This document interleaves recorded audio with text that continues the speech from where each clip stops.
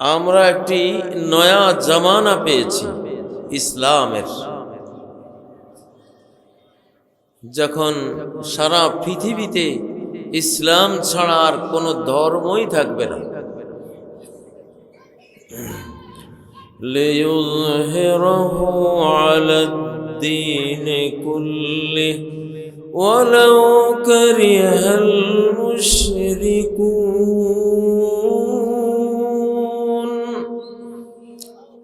আল্লাহ নিজে নিজ শক্তি বলে ইসলামকে জাহির করবেন, প্রকাশ্য করে দিবেন গোটা পৃথিবীতে। লুকিয়ে ইসলাম পালনের আর কোনো দরকারই হবে না। খোল্লম খোলা প্রকাশ্যে মুসলিমরা তাদের ইসলাম নিয়ে বক্তব্য দেবে, পালন করবে, আমল করবে, আর কেউ জঙ্গি বলার সাহস পাবে না, চরমপন্থী বলার সাহস দেখাবে না, সন্ত্রাসী বলার কোনো সুযোগে আর পাবে না ইনশাআল্লাহ। এমন ভাবে জাহির করবেন, লিয়ুযহিরাহু, আল্লাহ জাহির করে দিবেন। যে জিনিসের কোনো ভয় থাকে না, যে জিনিসের বিরুদ্ধে কেউ কিছু করতে আসলেও টিকতে পারে না, এটা প্রকাশ্যে শুরু হয়, ঠিক না? আমরা এখন আর গোপন টোপনের কোনো দরকার নাই, ওরা আস্তে আস্তে গোপন হয়ে যাবে। বিগত করণ শয়তান 1924 সাল থেকে, অর্থাৎ তুরস্কের ইসলামী খেলাফত 1924 সালে শেষ হয়, পতন হয়, কোরআনী খেলাফত শেষ হয়ে যায়। তো এই উম্মত 100 বছরের বেশি পতন অবস্থায় থাকে না, ঘুমন্ত থাকে না, 100 বছর পরে জেগে উঠবে এসে। এটা নবীজি বলেছেন, ইন্নাল্লাহা ইয়াবআসু লিহাযিহিল উম্মাহ, আল্লাহ এই উম্মতের জন্য প্রেরণ করবেন আলা রাসি কুল্লি মিআতি সানা, প্রত্যেক 100 বছর পার হওয়ার সাথে সাথে 1 শতাব্দীর মাথায়, শতাব্দীর শেষে আল্লাহ প্রেরণ করবেন, পাঠাবেন এমন সব লোকেদেরকে, মান ইউজাদ্দিদু লাহা দীনাহা, যারা উম্মতের সামনে দ্বীনের পুরোটা, দ্বীনের রাজনীতি, দ্বীনের সমাজনীতি, দ্বীনের অর্থনীতি, দ্বীনের ইবাদত নীতি, দ্বীনের বিনয় নীতি, দ্বীনের তাহাজ্জুদ গুজারি, দ্বীনের দান খয়রাত, যা যা আছে সব কিছু উম্মতের সামনে তারা নতুন করে প্রকাশ করে দ্বীনকে টাটকা করে দেবে, রিনিউ করে দেবে, নবায়ন করে দেবে। লিল্লাহে তাকবীর, লিল্লাহে তাকবীর। ইনশাআল্লাহ এখন আমরা নজরুলের ওই কথা বলতেই পারি। কি সেটা? বাজিছে দামামা বাঁধরে আমামা, শির উঁচা করি মুসলমান, দাওয়াতে এসেছে নয়া জামানার, ভাঙ্গা কিল্লায় উড়ে নিশান। লিল্লাহে তাকবীর। ইনশাআল্লাহ আমেরিকায় এখন ইসলামের পতাকা উঠছে, উড়া শুরু হয়েছে। জাহরান মামদানি নিউ ইয়র্ক শহরের মেয়র নির্বাচিত হয়েছে। নিউ ইয়র্ক শহর 2024-এর 5ই আগস্ট শুধু বাংলাদেশ পরিবর্তন হয়নি, America, Europe, Russia, Bharat, Australia, Africa, গোটা বিশ্বের পরিবর্তন হয়েছে।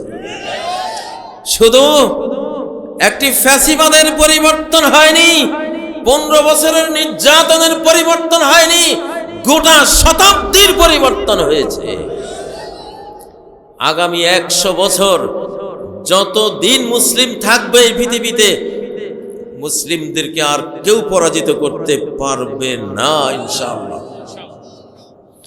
আমাদের বিজয় শুরু হয়েছে। এই ওয়াজটা আমি খুব করি আলহামদুলিল্লাহ।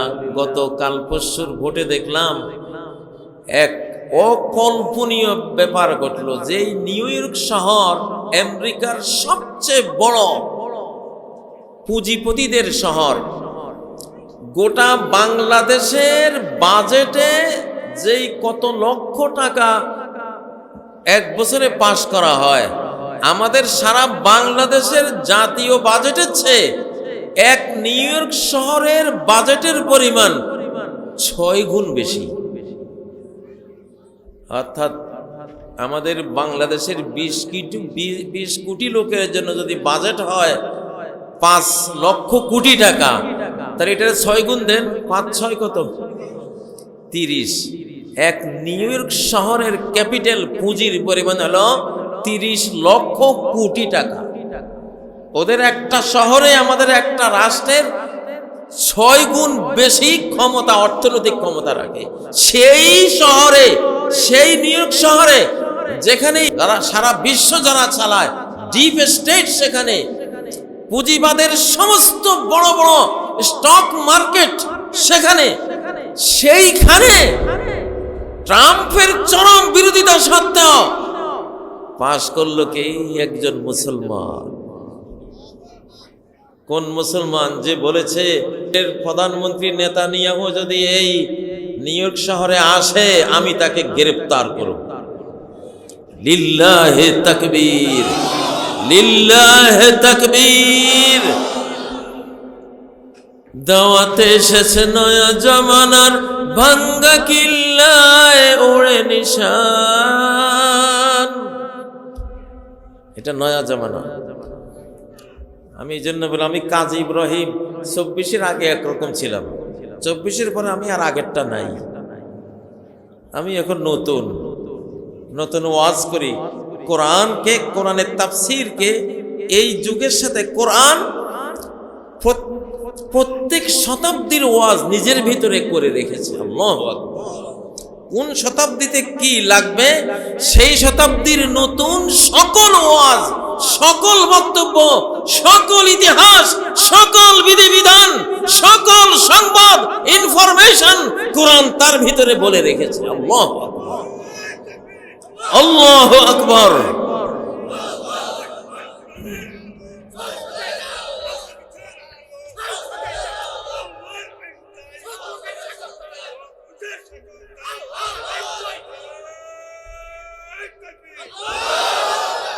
জালিমের দিন শেষ, আলিমের বাংলাদেশ।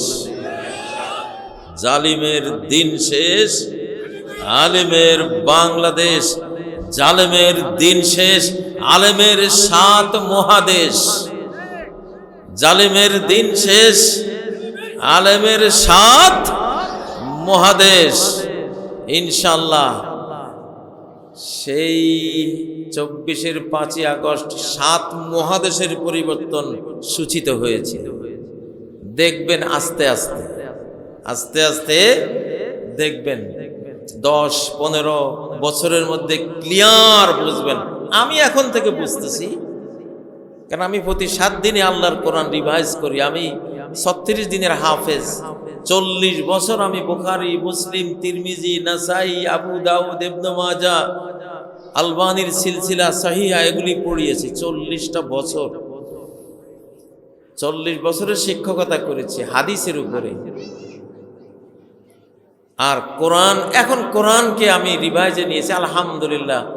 কোরআনের পাতা খুললেই ইবনে আব্বাস যেমন বলতেন, লাউ ফাকাতু আকালান লাওয়াজাদতুহু ফি কিতাবিল্লাহ।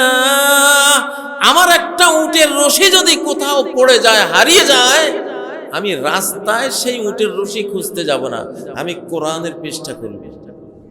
আমি কোরআন দেখে বলবো, হ্যাঁ আমার এই উটের রশিটা অমুক রাস্তায় পড়ে আছে। কেমন কোরআন আর কেমন কোরআনের ইবনে আব্বাস। আল্লাহু আকবার। হ্যাঁ, এক আলেমকে এক মহিলা জিজ্ঞাসা করেছিল, কোরআনে তো সব আছে হুজুর, আপনারা বলেন তো আমার চুলগুলি খুব কোঁকড়ানো, আমি এত কোঁকড়ানো চুল পছন্দ করি না, আমি চুলগুলি একটু সোজা করতে চাই, আমারে কোরআন থেকে একটু চুল সোজা করার কি আছে কোরআনে একটু আমাকে বলেন। ছট করে আল্লাহ ওনার ব্রেইনে, অন্তরে আয়াতটা ঢেলে দিলেন, তুমি বলো যে ও মহিলা, তুমি বেশি বেশি পড়বা, ইহদিনাস সিরাতাল মুস্তাকিম। আমাকে সোজা পথ দেখিয়ে দাও। আল্লাহু আকবার। আসলে 1 মাস পরে ওই মহিলা আসি বলতেছে যে আলহামদুলিল্লাহ, এই সোজা পথের এই আয়াত পড়তে পড়তে আমার চুল সোজা হয়ে গেল। এরকম বাঁকা অন্তরকে যে আয়াতে সোজা করে দিতে পারে,